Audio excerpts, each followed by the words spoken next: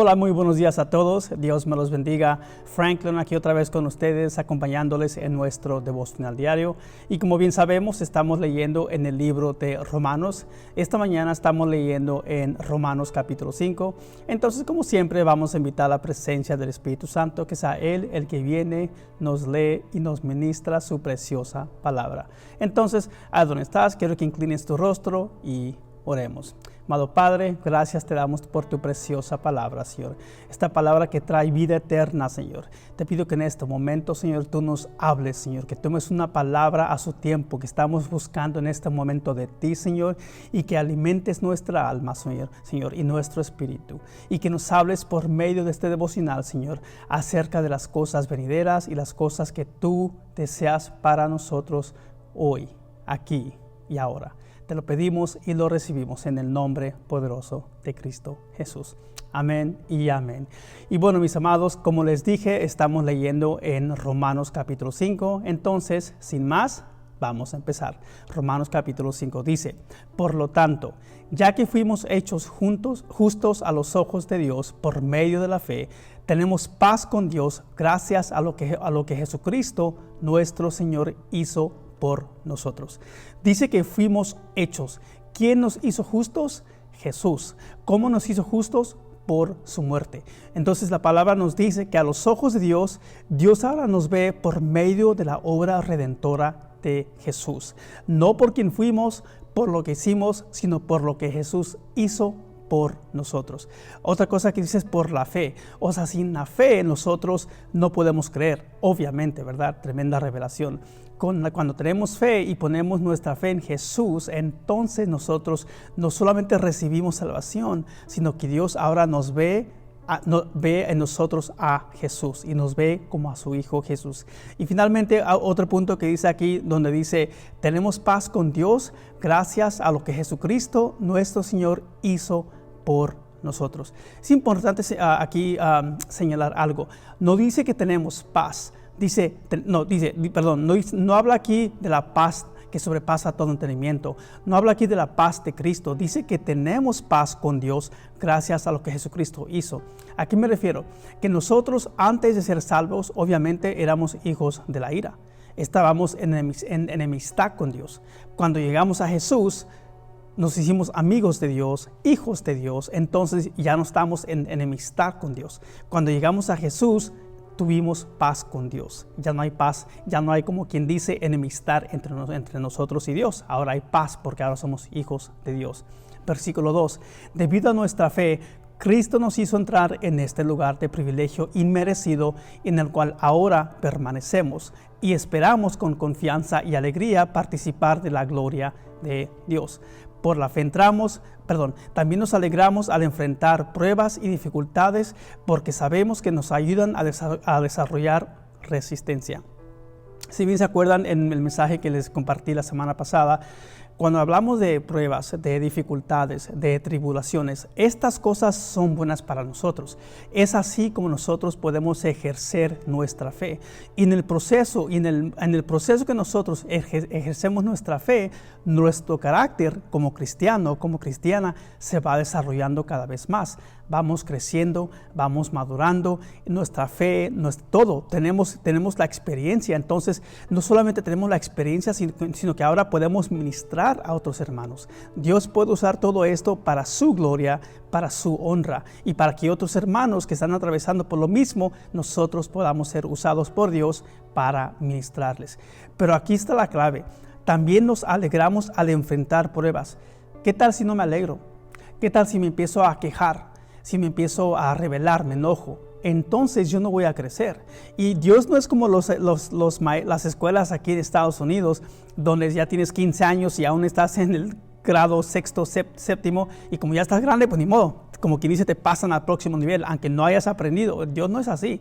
Nosotros, mientras no aprendamos la lección, mientras no recibamos lo que Él quiere para nosotros, ahí nos estancamos, ahí vamos a estar hasta que vayamos al próximo paso. Dios nunca nos va a avanzar al próximo nivel si no hemos vencido el primer nivel, y el segundo, y el tercero, y así sucesivamente.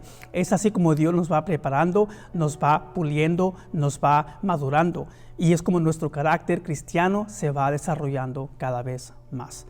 Versículo 4. Y la resistencia, otra vez aquí ya me adelanté un poco, y la resistencia desarrolla firmeza de carácter, y el carácter fortalece nuestra esperanza segura de salvación. 5.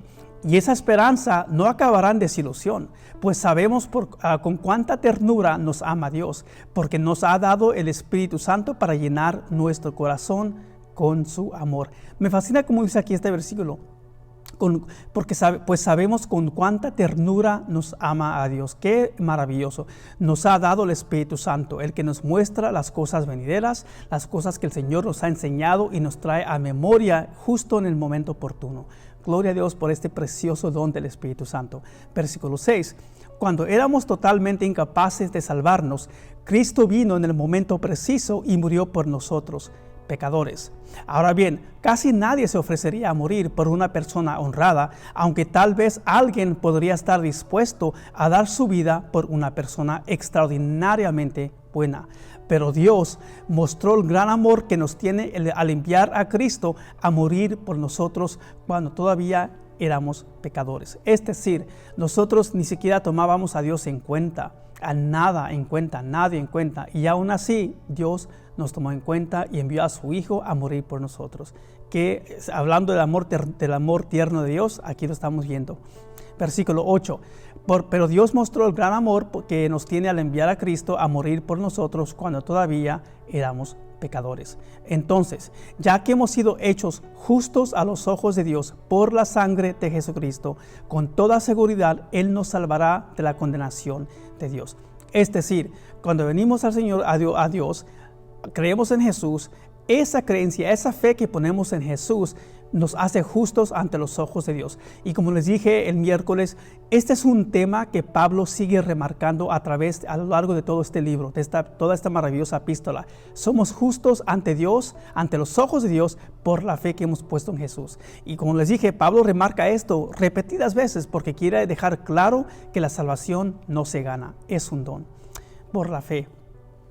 Pues, versículo 10, pues como nuestra amistad con Dios quedó restablecida por la muerte de su Hijo, cuando todavía éramos sus enemigos, con toda seguridad seremos salvos por la vida de su Hijo. Así que ahora podemos alegrarnos por nuestra nueva y maravillosa relación con Dios, gracias a nuestro Señor Jesucristo, nos hizo amigos de Dios. Eres amigo fiel. Me fascina esa canción, de eso me acuerdo este versículo.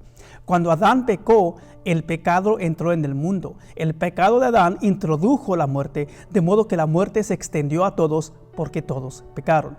O sea, cuando él pecó, todos nosotros, como quien dice, heredamos esa rebelión espiritual, ese pecado espiritual. Esa fue la consecuencia y el resultado de las acciones de la primera pareja del mundo, como quien dice, nuestro papá y nuestra mamá.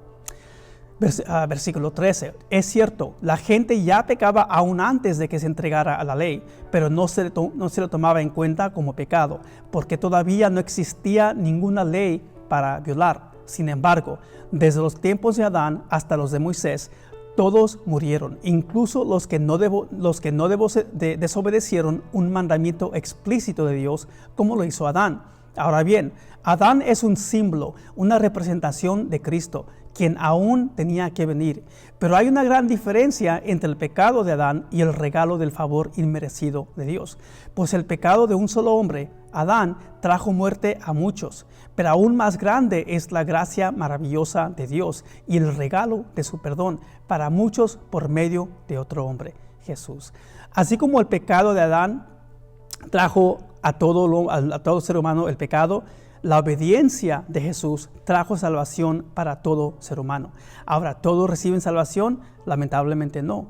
Tenemos nosotros que reconocer lo que Jesús hizo, aceptar lo que Él hizo, y una vez que reconocemos y aceptamos, recibimos su perdón y somos salvos. Somos hechos justos ante los ojos de Dios. Pero el requisito es, tenemos que aceptar, reconocer y aceptar a Jesús para nuestra salvación. De no ser así, ese perdón no lo vamos a recibir. Versículo 16. El resultado del regalo, del favor inmerecido de Dios es muy diferente de la consecuencia del pecado de ese primer hombre. Pues el pecado de Adán llevó a la condenación pero el regalo de Dios nos lleva a ser hechos justos a los ojos de Dios, a pesar de que somos culpables de muchos pecados. Pues el pecado de un solo hombre, Adán, hizo que la muerte reinara sobre muchos, pero aún más grande es la gracia maravillosa de Dios y el regalo de su justicia, porque todos los que lo reciben vivirán en victoria sobre el pecado y la muerte por medio de un solo hombre, Jesucristo. Así es, un solo pecado de Adán trae condenación para todos, pero un solo acto de justicia de Dios trae una relación correcta con Dios y vida nueva para todos. Por uno solo que desobedeció a Dios, muchos pasaron a ser pecadores, pero por uno solo que obedeció a Dios, muchos serán declarados justos. Nota que hay una diferencia aquí. Por la desobediencia de uno, todos fueron condenados. Por la obediencia de otro, muchos serán justificados. No dice todos, muchos. ¿Por qué? Porque como aludí un poco más temprano, no todos aceptan al Señor Jesús. En Romanos 3 les compartí, el problema del pecado ya ha sido solucionado. Ya Jesús lidió con el pecado. Ya Dios Padre ya lidió con el problema del pecado. Ahora a nosotros nos toca creer en Jesús, aceptar su sacrificio, y una vez que lo hacemos, aceptamos y recibimos el perdón de pecados y la salvación. Pero tenemos que creer. Si nosotros no aceptamos su perdón o su muerte sacrificial, no aceptamos el perdón, no nos apropiamos del perdón que tiene para nosotros. Y la palabra nos dice que la paga del pecado es muerte. Si uno muere sin Jesús, esa paga de pecado, esa persona la va a pagar, porque no aceptó la paga de Jesús. Es importante que sepamos esto. Cuando estés compartiendo con familia, con amistades, que sepan esto, lo que estamos diciendo. No importa que lo crean o no, no importa que les parezca tonto, no importa. La verdad de Dios sigue siendo verdad. La verdad de la palabra no se determina por mi fe o por mi incredulidad. No importa, Dios es Dios, su palabra es verdad. Nos guste o no, la aceptemos o no, no importa, sigue siendo igual. Versículo 20 otra vez. La ley de Dios fue entregada para que toda la gente se diera cuenta de la magnitud de su pecado. Pero mientras más pecaba la gente, más abundaba la gracia maravillosa de Dios. Entonces, así como el pecado reinó sobre todos y los llevó a la muerte, ahora reina en cambio la gracia maravillosa de Dios, la cual nos pone en la relación correcta con Él y nos da como resultado la vida eterna por medio de Jesucristo nuestro Señor. Hermoso pasaje, y aquí vamos a Romanos 3, 4, 5 son muy similares en lo que Pablo está enseñando. Nos ha hablado básicamente aquí de lo que es la justificación, cómo nosotros somos justificados, declarados justos, hechos justicia, exculpados. Eso significa, habla acerca de la gracia, que es que la bondad inmerecida, o en inglés dicen el favor inmerecido, que es la asistencia sobrenatural, capacitación, habilidad, empoderamiento sobrenatural. Es decir, cuando hablamos de la gracia de Dios, no solo tiene que ver con el perdón de pecados, tiene que ver con un empoderamiento espiritual, una capacidad que Él nos da.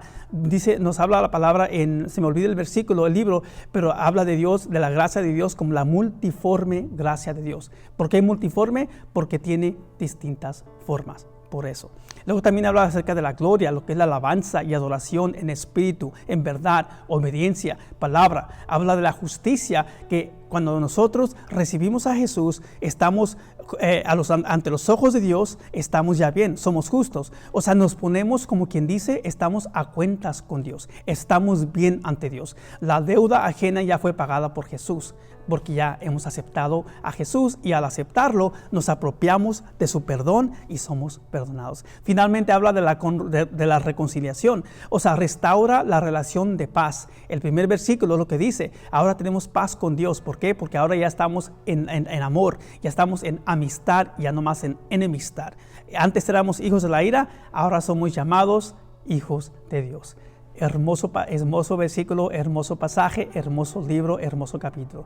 Bueno, amado hermano, espero que Dios te haya hablado así como me ha hablado a mí. Espero que este devocional te haya bendecido. A mí ciertamente me bendijo. Te invito a que te unas con nosotros otra vez mañana a las 10 a.m. en lo que otro siervo o sierva comparte la preciosa palabra de Dios. Dios te bendiga.